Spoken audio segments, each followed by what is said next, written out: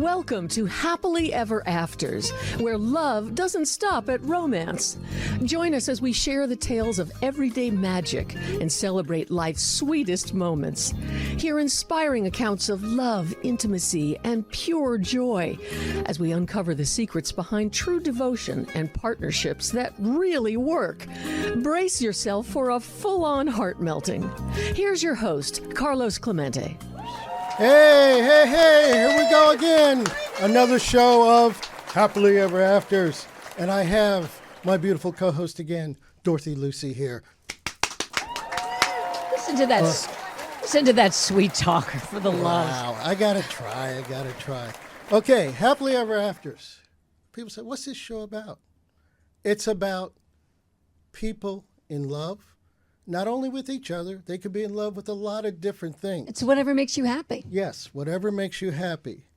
And I'm at a loss for words trying to come up with just something else to make it just sound a little bit more.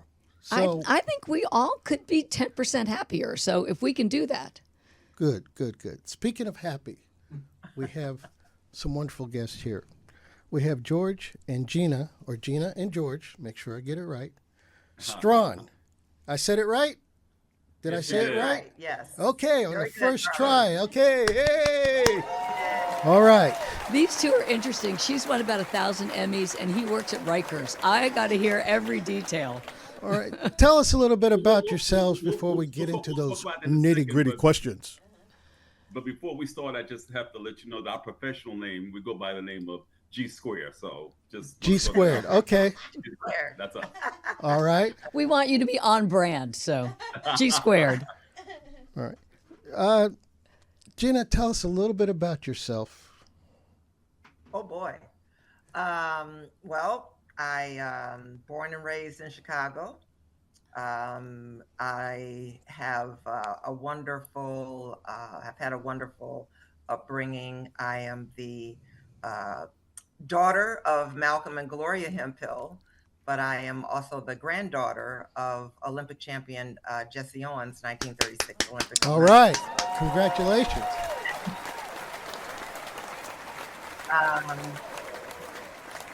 Thank you.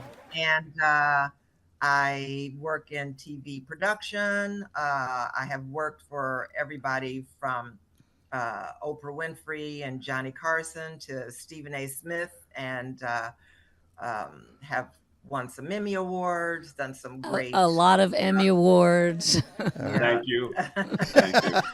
Yeah, They're not prominently displayed behind you? No, they aren't. They're in the other room, actually. But, we didn't want to flex too hard on this shot. Right. So. Oh, okay. Well, you're allowed to do that. No, because my husband's won some Emmys, and people walk in the house, and because we're both in TV, they think they're mine, and I'm like, no, they're his. Yes, Right.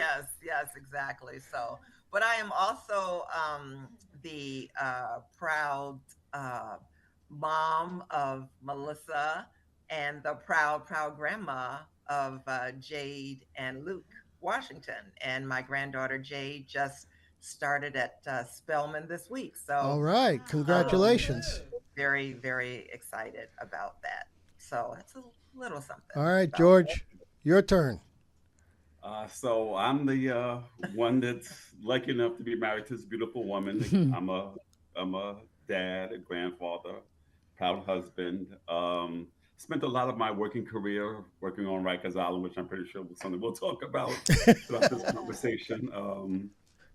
Active in my community as well as my fraternity, and just exciting to see what this interview is going to let unfold. All right. Okay. How did someone involved with Rikers get involved with someone in the TV world? A blind date, actually. That's how. We met on a blind date. Oh, wait, no, you have to tell us. Who set you up? Who thought you guys would be good together? Well, one of George's fraternity brothers, and was his roommate at the time, and a good friend of mine. His name is Sean Kincaid. He takes full credit of the setup, which, as he should, actually, as he should. But it was, that time when the world was ending in 2000, and the world was ending, and Sean and I were at a New Year's Eve party, and at the time everybody was talking and, oh, Happy New Year, and everybody kissed and kissed and kissed. And I said to him, I was like, next year you all may think the world is ending, but next year I'm going to have somebody I'm going to kiss into the new year. And he said a light bulb went off in his head at that time. And I think he and George had just moved in together very, shortly before that. And he the next week he told me about, his roommate and his fraternity brother, George. And he, told me all of these great things about him, how handsome he was, how smart he was. He's a great dresser. He's a great dad, this, that, and the other. All of these great things about this guy, George. So my question to him was, if he's all that, right, what's wrong with him? Single? Yeah. Like, what's wrong with him? Why is he single? And his clapback, as you can say, to me was, well, Gina, you're all that. Why are you single? Oh, so I was like, okay. Excellent point. That's the second question no one ever asked. Okay. Exactly. So exactly. you talked about him, about a kiss. You know that in the song it says a kiss is just a kiss, a sigh is just a sigh. What happened? Well, what happened was I was working at NBC at the time. I was working NBC Olympics. We were getting ready for the Olympic Games in Australia, and I was like really, really busy, traveling a lot. But we had a phone conversation. Sean called me and we had a conversation on the phone, and he introduced us on the phone. We had a great conversation, just get to know you a little bit. And then George and I chatted on the phone probably for, I don't know, like a month? At least a month. At least a month, yes, or maybe even longer before we ever met in person, which was really fantastic because we really got a chance to know each other before actually being with each other. And then I had to go out of town for work. And when I came back, one of his fraternity was having a fundraiser.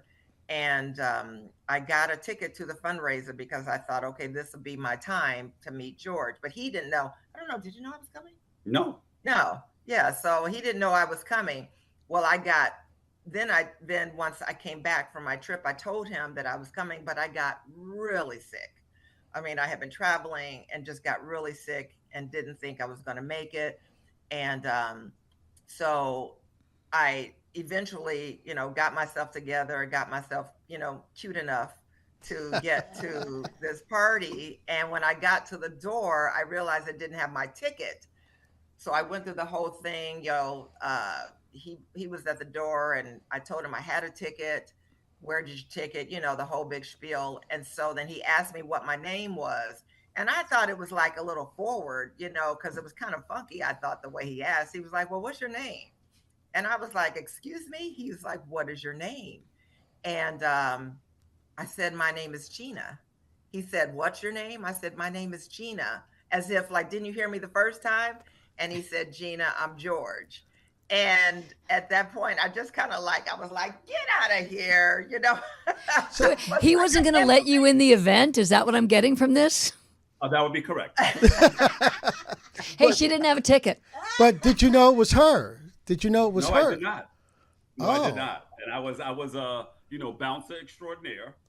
And I was like, oh, you don't have a ticket. I haven't heard that tonight.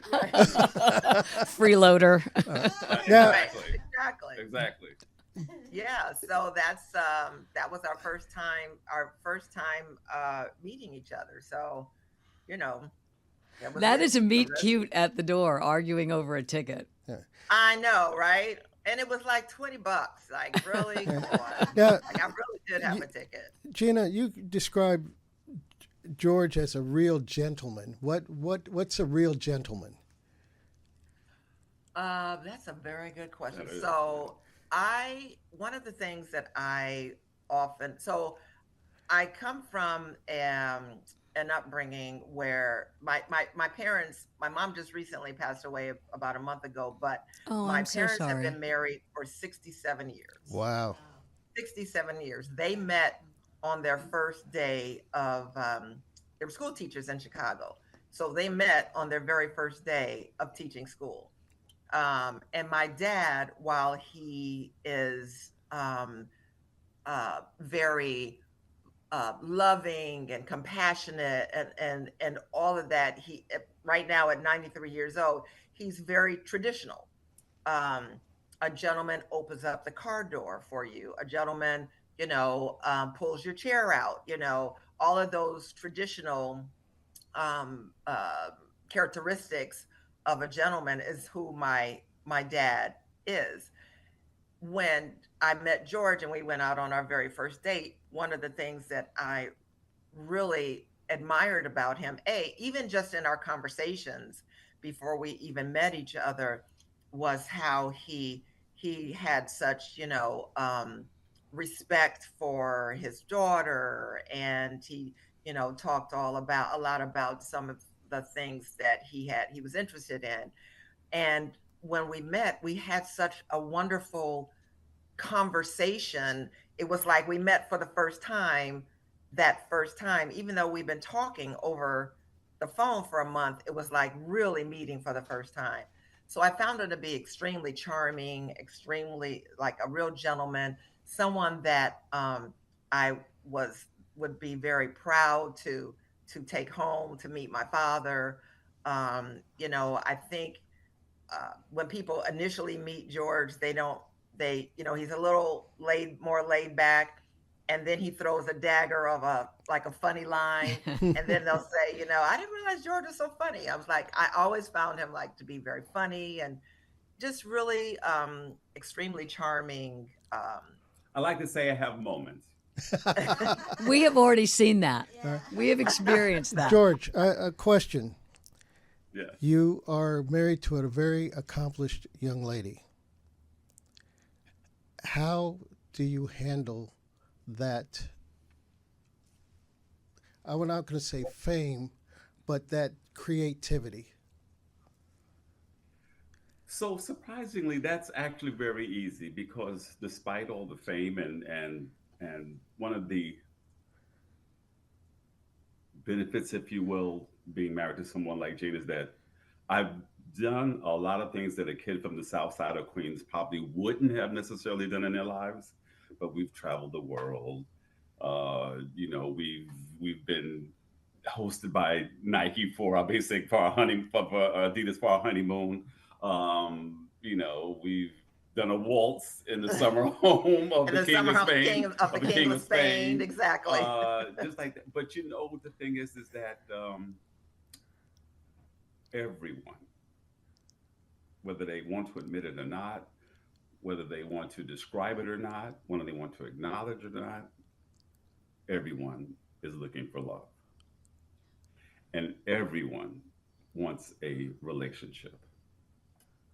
I think the thing that happens a lot of times, particularly when we talk about relationship, is that I think, just in essence, and if I might be allowed to share, we're previously married, and I think that we were both looking for a good relationship. Yeah. There's really no fancy way of saying it. I'm not a fancy guy, but we were looking for a good relationship, and that's what we saw in each other. Mhm. If and looking back and listening to Gina talk, it makes me think about that question that's always asked is like, well, what's wrong with her? What's wrong with him? Why are they single? Well, no, people usually single because they're trying to find the right one, and I found the right one. How long did it take to know that it was the right one? Well, it didn't take long, but before I get there, I think a story that we need to tell is that He ghosted me. Okay, then I'll let her tell you that. No, go ahead. No. You go. So no, I didn't know. You tell the story better than I do, but the one thing I'll tell is about the phone call. So why don't you? We're gonna share a story before I found out. And I want to hear both versions. You'll get. Yeah. So basically, we went out to our first date, had a great time. Great time. I mean, like Amazing. closed Perfect. closed down the restaurant. Like the first restaurant we were going to go to, they were closed. So we had to change our plan. So we went to another place that I don't know if I guess you were familiar with. Hmm. And so we went to this place, didn't have a reservation. They found a place for us. They seated us next to a um, a bachelorette party with some at this point very they had been there a little while and were feeling no pain. Okay, they were drunk. And yeah, so they became very enamored with him and felt like it that they could, which they whatever. Anyway, decided they He needed was to like be the part. boy toy They du needed jour to or be what? part of the, they So needed to be part of our date. whenever you get the proverbial whatever, you know there's something to it. I'm sorry. Right. So they needed to be part of, our evening. So he was very respectful. He told him he was on obviously he was on a date. And I was like, whatever. They wanted to feed him cake and give him this and blah, blah, blah. Okay, but needless to say, we had a great time. I would say we chatted on the phone a couple of days later. Hmm. And then I called him just to, check in and say hello or whatever. And he didn't call me back. George. So I said, right. Sorry. Yes. Not only did he not call me back that one time, like I want to say it was at least a week. Wow. Like at least a week. I kept calling, he wouldn't call me back. I asked Sean, George. who introduced us. But wait, there's more. Yes, there is. I asked Sean, who introduced us. So they lived in a Brooklyn brownstone. George lived downstairs. Sean lived upstairs. I asked Sean, "Where have you seen George?" Like he was like, "Yeah, I saw him this morning." And I was like, "What's the deal?" So he was like, "I don't know. He seemed fine to me." So one of my coworkers, Gil, he I. I had told him the whole story about us meeting and everything, and he had tried to hook me up with, one of his friends before. So I told Gil what was happening, and Gil called me G Money. He said Money. I told him what's he goes, call him back, call him one more time. And I was like, I'm not calling him anymore. He could at least call me and tell me to stop calling. Like so I said, I'm not calling him anymore. Clearly he's not interested, doesn't want to be bothered. And Gil said to me, trust me, I'm a man. I know call him one more time. I said, okay, you stand right here. We were at work. You stand right here. I'm going to call him. I called him at work. He picked up the phone. And I was like, oh, excuse me. Like, hello. And the dog has finally caught the car. Is this your first argument you had? It wasn't an argument. It wasn't an argument at all. I just said, I asked him, "Are you okay?" First of all, and he said yes. And it was so matter of fact, like he had just talked to me like 10 minutes ago, this conversation. And I was like, "Listen, I've been calling you and calling you. I'm just glad you're okay. Had a great time, whatever. It's fine." So then he says to me, he goes, "You're gonna laugh, but can I ask you a question?" I said, "Yes." "Can you call me back in 15 minutes? I'm in the middle of something at work." So I was like, you know what? No, I am not calling you back. You call me if you want to talk to me. So he called me back. And then I invited him over for dinner. I said, how about I cook you dinner? I invited him over for dinner. And he brought me like an amazing bouquet of beautiful roses. One of them that I still have. Wow. You still have that? I do. Oh, okay. I do. And a really good bottle of champagne. And You don't still have that. no, I did not. Right. And I told my mom, because I had told my parents at this point about him. And I told my mom he was coming over for dinner. And my mom said to me, make the lemon pie. Uh-oh. And I was like, what? She goes, make the lemon pie. Just trust me, make the lemon pie. And that was it, And huh? my mom has a recipe for what is similar to a lemon meringue pie, but Uh-huh. it's not meringue, and it's very different, and it's really, really good. The ingredients are love and crack. Okay. I think there are a lot of women who are going to want this recipe just to Yeah, have yeah. it. Yeah. All right. And you, I s- you did. I s- made the lemon pie, and probably like a month ago, George said to me, "You know, you haven't made a pie in a while." But yeah, and then 2 weeks after that, maybe I left Hmm. to go to Sydney for the Wow. Olympics, and I was gone for 4, 5, 6 weeks. About 6 weeks. Yeah, about About 6 6 weeks. weeks. We're running out of Yeah. time, but I'd like, before we wrap things up, tell us a bit about the G&G Adventures real quick. Ooh, wow. Where do we begin? Um, uh, so I mean, I guess I had to take this in two streams. There's the adventures that we've had because of her granddad and him being honored. There's just so many places that we've gone, but then there's our adventures that's totally unaffiliated. We're big on, although you can't tell now, but we're actually big on sunning and going to the beach. So I mean, we've hit the beaches in pretty much everywhere in the Caribbean, Mhm. South America, Mexico. We used to do Mexico all the time. A G adventure that we like to call it. It could be a flight being canceled, like yeah. So our flight gets canceled. We get stuck someplace. Uh-huh. In an airport, and we're just like another G&G Yeah, adventure. yeah. Oh. Or G adventures that we go to this beautiful, opulent black tie affair. Right. And there's pheasant under glass and there's caviar and so forth and so on. And then about, I'd say, an hour after the event, We're in McDonald's. we're at McDonald's. Okay. Down on. That's a G&G adventure. Yes, exactly. How Because Exactly. when you go to those events, the food is about the size of a small, snail. Yeah, Yeah, yeah. so you're getting hungry afterwards.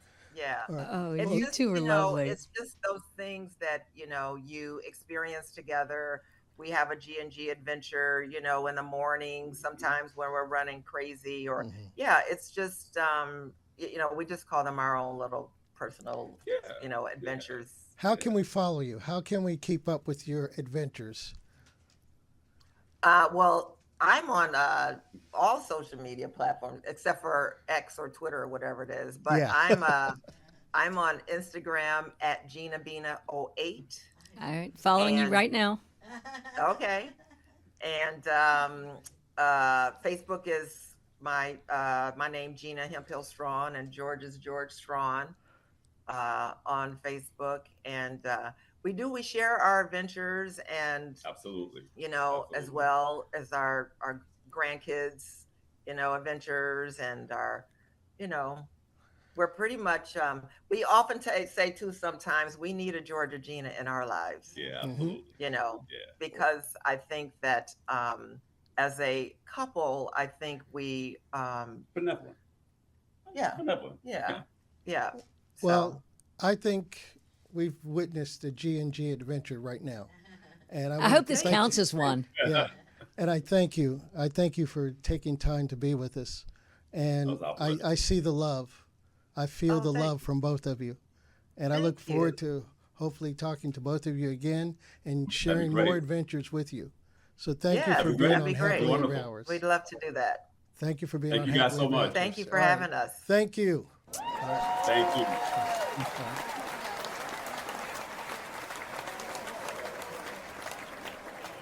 them being winner. Okay. And then do your big thing a little bit louder about happily ever after. Okay. All right. We'll do- Sorry, we probably could have talked about a whole lot more, Exactly. but Oh, you guys are Okay, yeah. adorable. Please. All right. Okay. What was I saying again? Tell them that. Okay. All right. I just want to say that you're both winners. All right. You're winners in love. You're winners in life. And this is it's a great happily ever afters moment for everyone, including us. And thank you for sharing that with us. Thank you. So I thank look you. forward to Thank you talking so to much you for again. having us. Thank you. Yes. Thank yes. you. Yeah. All right. Tell